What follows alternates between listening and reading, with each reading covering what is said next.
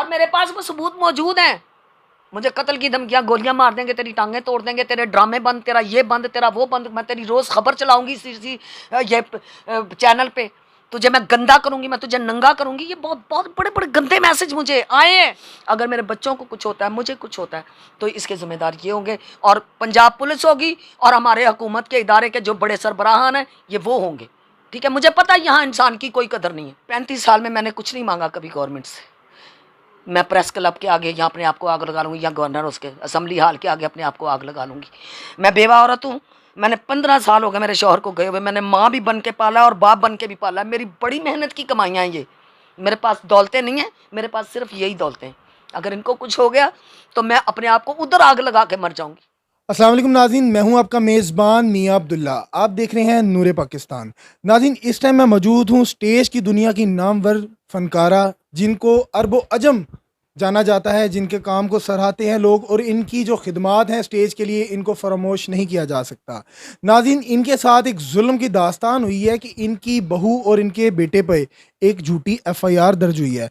मेरी देखने वाले व्यूवर से और आला काम से ये अपील है, क्या फनकारों के साथ कब तक ये जुल्म किया जाएगा?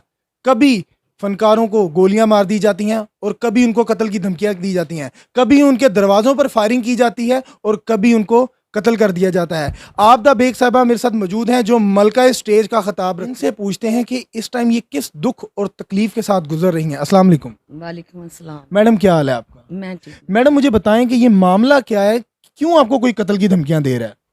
बस ये कुछ लोग होते हैं ना कि जो अपने छोटे छोटे असर व रसूख इस्तेमाल करके तो किसी को ज़हनी टॉर्चर, ज़हनी टेंशन देना, ये इस टाइम वो हो रहा है कि एक काम शुरू किया मेरी बहू ने, जिसका ये सबूत मौजूद है कि एक पार्लर शुरू किया, जिसने पार्टनरशिप की, उसका ये स्टाम्प पेपर, ये हमारा अपना बनाया हुआ नहीं, ये गवर्नमेंट का स्टाम्प पेपर है। ये इसमें वाज़ा लिखा हुआ है कि आशीष सिकंदर और रिजवाना पार्टनर हैं। इसमें मेरे बेटे का कहीं जिक्र नहीं पार्टनरशिप में। सबसे पहली बात तो ये है। तो ये लॉस और प्रॉफिट के ऊपर है ये जो स्टाम्प है कि लॉस प्रॉफिट बराबर। अब 7 लाख रुपया मेरी बहू ने लगाया और 5 लाख रुपया रिजवाना दे के इसमें पार्टनरशिप बन गई उसकी। वो काम करवाने आई, उसकी बहन आती थी, उन्होंने काम करवाया, उनको अच्छा लगा। रिजवाना सऊदीया से आई, उसने आके देखा, उसने कहा कि जी अगर मैं आपके साथ में पार्टनरशिप करूँ, मेरी बहू ने कहा ठीक है आप कर लें, अभी काफ़ी कुछ सामान चाहिए, कुछ चीज़ें चाहिए। तो उसने कहा चलो 5 लाख रुपया मैं आपके साथ पार्टनरशिप करती हूँ। अब पार्टनरशिप का मतलब क्या था कि वो खुद ड्यूटी कोई नहीं देंगी, वो ड्यूटी मेरी बहू देगी और 3 लड़कियां काम के लिए जो रखी थी वो देंगी। लॉस और प्रॉफिट में बराबर के शरीक होंगे।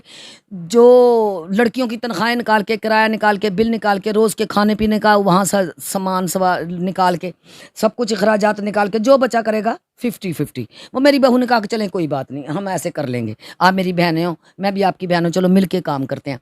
अब इनके पास जो जमा पूंजी थी थोड़ी बहुत, इन्होंने वो लगा दी। ठीक है, 5 लाख दे के वो पार्टनर बन गई। अब हुआ ये कि 2019 में सितंबर में ये पार्लर ओपन हुआ। ठीक है, तो 2020 में मार्च में लॉकडाउन लग गया। ये पूरी दुनिया को पता है कि मतलब टोटल तमाम इदारे बंद हो गए, पार्लर, हॉल, ये वो सब कुछ बंद हो गया। ये कोई ढकी छुपी तो बात ही नहीं है। अच्छा, अब हमारा भी 7 लाख लगा हुआ, 5 लाख उसका लगा, लॉस प्रॉफिट बराबर। अब क्या हुआ कि ये चलता गया, लॉक होता गया। अब आगे आके ज़ाहिर मालिक जो था वो कहे हमें किराया दो। अब 5-6 माह का किराया, बहू ने रिजवाना को कहा कि जी आप कुछ किराया भेजें, हम उनको दें। उसने कहा कि जी मेरे पास तो इस टाइम नहीं है, आप इस तरह करो, मैं अपने भाई को कहती हूँ, मेरे भाई से आप ले लो, लेकिन वो बड़ा वहमी और शकी सा है, आप उसको ना चेक दे दो, तो चेक के बाद ना मैं आपको पैसे भेजूंगी, तो उसको दे के ना पैसे तो चेक वापस ले लेना। मेरी बहू ने कहा ठीक है कोई बात नहीं, उसको उस पर इतमाद था। मेरी बहू चेक दे आई, उससे पैसे ले आई। ठीक है, अब किराया काफ़ी बना हुआ था।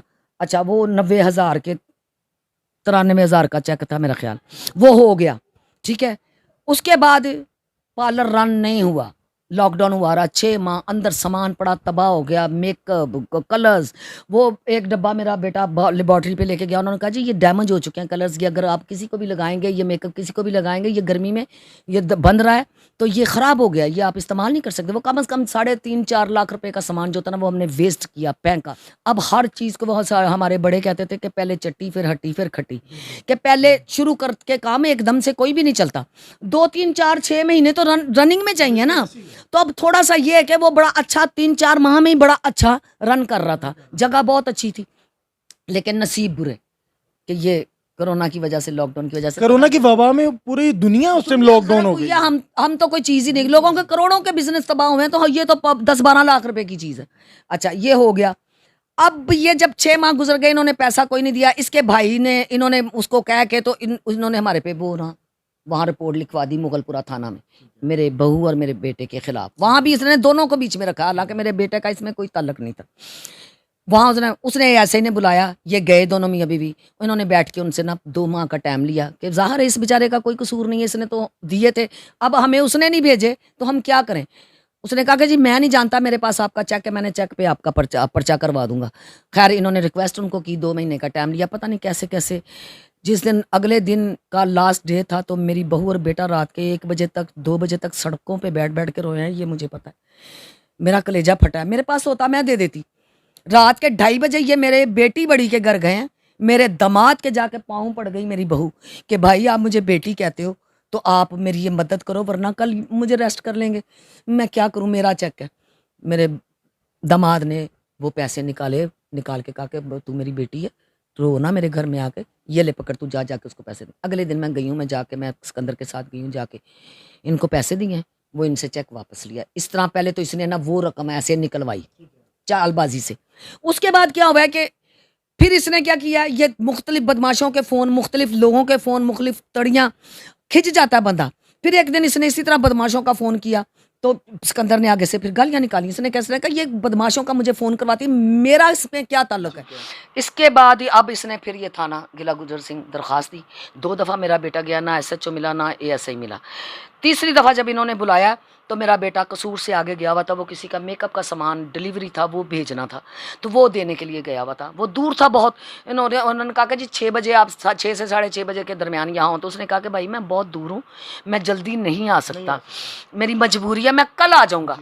तो वो कल नहीं उन्होंने देखी तो SP साहब ने पर्चा ही काट दिया। हालांकि इस स्टाम्प के हिसाब से, दरख्वास्त के हिसाब से पर्चा बनता नहीं है। किस बिना पे पर्चा काटा गया? मेरे बेटे का तो पार्टनरशिप में भी नाम ही नहीं है, उस पर पर्चा किस बात पे काटा गया? उसको नजायज़ क्यों सज़ा दी गई? अगर मेरी बहू पे भी पर्चा काटा गया तो किस बात का काटा गया? जब ना ये कोरोना की वजह से पूरी दुनिया के करोड़ों के कारोबार तबाह हुए हैं, हमारा तो ये 11-12 लाख की बात हो रही है कि 5 उनका तो 7 हमारा तो 4-5 लाख का सामान सारा तबाह हो गया। हमारा किराए में कुछ सामान चला गया। हमारे पास तो ये लकड़ियों के सोफे 2-3 और ये अलमारी और ये शीशे 2, हमारे पास तो यही सब कुछ बचा, और क्या बचा हमारे? हुकाम वाला सुन रहे हैं तो आप उनसे क्या अपील करेंगी? क्या अपील करूंगी? हम आर्टिस्ट लोग हैं, हम बहुत पोलाइट लोग होते हैं, हम कभी किसी के साथ ज्यादती नहीं कर देती हूँ। लोग मेरी इज्जत करते हैं, मुझे प्यार करते हैं, ताने जाती हूँ वो भी लोग मेरी इज्जत करते हैं। एज ए फनकारा होने के मुझे माँ जी से कह के बुलाते हैं, मुझे ये बहुत अच्छा लगता है। मैंने सारी ज़िंदगी नीट एंड क्लीन काम किया, कोई ऐसा काम नहीं किया जिससे मैं 2 नंबर पैसा। आप लोगों ने मेरा घर देख लिया है कि कोई भी आपको पता चले कि ये कोई गलत कमाई कुछ लगी हुई हो। मेरे बेटे की 3-4 माह से मोटरसाइकिल खड़ी है, 3000 रुपया उस पर खर्चा, मैं वो नहीं अभी तक उसको मोटरसाइकिल नहीं ठीक करवा के दे सकी। मेरे घर के क्या हालात हैं ये मेरा रब जानता है। 4 उसके बच्चे हैं, जॉब उसकी है नहीं, ये हमें ज़हनी टॉर्चर दे रही है और मुख्तलिफ थानों में ये दरख्वास्तें दे के बुलाती है। अगर मेरे बच्चों को, मेरी बहू को या मुझे या मेरी किसी फैमिली के किसी भी शख्स को कुछ हो गया तो इसके ये मरियम और ये शाहद और इसका भाई, ये तीनों इसमें शामिल होंगे और यही कसूरवार होंगे। और मैं 35 साल की खिदमत में मैं ये हकाम बाला से अपील करती हूँ, वज़ीर आज़म इमरान खान साहब के, कि आप हमारे फेवरेट हैं। जब क्रिकेट खेलते थे तब भी फेवरेट थे, अब आप वज़ीर आज़म हैं तब भी फेवरेट, हमने आपको वोट दिया। तो आपके दौर में आर्टिस्टों की कोई इज्जत नहीं। ये पूरे कवर्ड में आपने कोई आर्टिस्टों के लिए कुछ नहीं सोचा। मर गए हैं लोग भूखे, आर्टिस्ट जितने भी हैं, ठीक है। करोड़ों रुपया फंड आता है, वो भी हमें किसी को नहीं मिला। हमसे मुख्तलिफ स्टामों पे साइन करवा लें जी, इसकी कॉपी करवा के में से भेज दें, वो हम दे आते हैं, कुछ नहीं वहाँ से मिलता, वो खुद ही खा जाते हैं। हमारा किसी ने हेल्प नहीं की, हम अपनी आग में खुद जल रहे हैं। अगर ये जो नजायज़ पर्चा हुआ है, मैं उस्मान बुज़दार साहब से, वज़ीर आज़म इमरान खान साहब से, आईजी पंजाब और डीआईजी पंजाब और ख़ास तौर सीसीपी और लाहौर से ये गुजारिश करती हूँ कि हमें इस अज़ियत से निजात दी जाए। मेरे बच्चे बहुत डिस्टर्ब हैं, मैं बहुत डिस्टर्ब हूँ। ये मैं 8 दिन में 32 गोलियाँ ब्लड प्रेशर की खा चुकी हूँ। एसपी साहब को चाहिए था कि कहते हैं कि जी सिविल कोर्ट में जाके आप रब्ता करें, ये आपका यहाँ का मामला नहीं है। इनका पर्चा काटना नहीं बनता था, अगर बनता है तो मैं उनके इंटरम में खुद मैं ख़त्म करवा के उनको मैं खुद इनके हवाले करती हूँ। मुझे बताएं कि उनका पर्चा बनता है, ये मुझे आला हुकाम के लोग बताएं, मुझे सीसीपीओ साहब बताएं, आईजी पंजाब बताएं, डीआईजी साहब बताएं कि ये पर्चा बनता है। क्योंकि थानों में पैसों के मामले नहीं हल होते, ये अदालतों में होते। अगर ये पर्चा खारिज नहीं होता, अगर मेरे बच्चों के साथ कोई ज़्यादती होती है, 35 साल में मैंने कुछ नहीं मांगा कभी गवर्नमेंट से। मैं प्रेस क्लब के आगे यहाँ अपने आप को आग लगा लूँगी, या गवर्नर उसके असम्बली हाल के आगे अपने आप को आग लगा लूँगी। मैं बेवा औरत हूँ, मैंने 15 साल हो गए मेरे शौहर को गए हुए, मैंने माँ भी बन के पाला और बाप बन के भी पाला। मेरी बड़ी मेहनत की कमाइयाँ हैं ये, मेरे पास दौलतें नहीं हैं, मेरे पास सिर्फ यही दौलतें हैं। अगर इनको कुछ हो गया तो मैं अपने आप को उधर आग लगा के मर जाऊँगी। और मैं रिक्वेस्ट करती हूँ कि इसके लिए एक्टिव हों सारे मेरे अदारे, मेरे सहाफ़ी भी, मेरे जितने चैनल वाले लोग हैं वो आए मेरे पास, ऐसी गुंडागर्दी से हमें बचाएं। कल को हमें ना कोई कहे कि आपने ये क्या किया। नाज़रीन, आपने आबदा बेग साहिबा की तमाम गुफ्तगू सुनी कि वो किस मुश्किल हालात से गुजर रही हैं। नाज़रीन, नो डाउट ये हमारे मुल्क का एहसास है, इनकी खिदमत को फरामोश हम नहीं कर सकते।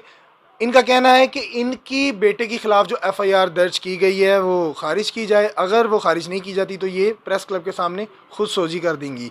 इसी के साथ अपने मेज़बान को इजाज़त दीजिए। आपका मेरा खुदा निगहबान।